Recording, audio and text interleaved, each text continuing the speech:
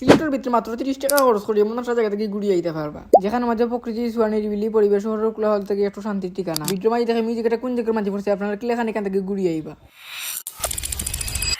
Hello guys, আসসালামু আলাইকুম। কি অবস্থা আপনারা? আশা করি সব ভালো আছেন। সারাদিন ধরে বাড়িতে আর ভালো লাগেন না, মনে মনে হইলাম তো আর কোনো জায়গা থেকে ঘুরিয়ে বার্ষিক বারে গেলাম আমার লালপুরিরে লইয়া। আর আজকে সারা থেকে যাইম আমার লালপুরিরে লইয়াও রাস্তার মাঝে ইয়েও কারণ আজকে আমার লগে যাইবা সাইদও আইলে আমরা রুবানা দিলাইলাম। ফোন দিয়া সাইদে আমার হইলে যে তাই বিকাল 3:30 সময় রাস্তার মাঝে থাকবা, তবে 3:30 হইয়া রাস্তার মাঝে আমি তান্ডে পাইছি না। 3:30 কথা হইয়া সাইডে ইলা 4:10। যাই হোক সাইকেল চালাই আমরা এখন খাইছি শিববাড়ি, যেহেতু বিকাল টাইম হয়ে গেছে আমরা যেতেই সন্ধ্যার আগে, এর কারণে সাইডে হক মারে খেলাম আমরা শর্টকাটে যাইমুগি।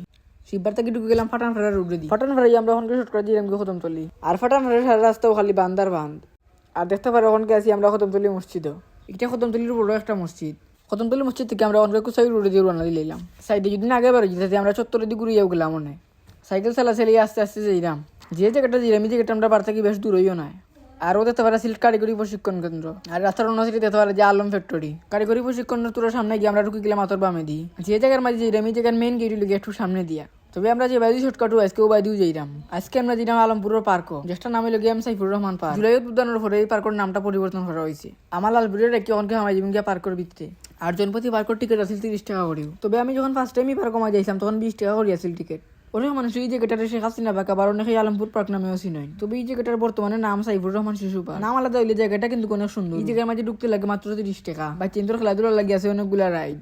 আর বড় যা রাই বা তারা লাগি তো আছে অনেক অনেক সুন্দর জায়গা এবং প্লেস। সাইড পাশে সবুজ গাছপালা আপনারা ভিডিও মাঝে দেখতে পারা। চারপাশটা কত সুন্দর, সবুজ পরিবেশ আর শান্ত একটা অনুভূতি। পরিবার কিংবা বন্ধু বান্ধব নিয়ে সময় কাটানো লাগে পারফেক্ট একটা জায়গা গিয়ে একটা বা চিন্তা লাগে খেলাধুলা এবং বড় মানুষ লাগে রিল্যাক্স করার জায়গাটা। এখানে মাঝে আবার ফটো তুলবার লাগে অনেকগুলো সুন্দর সুন্দর জায়গা আছে। হুমায়ুন সেই চত্বর তো হলেও চিনইন।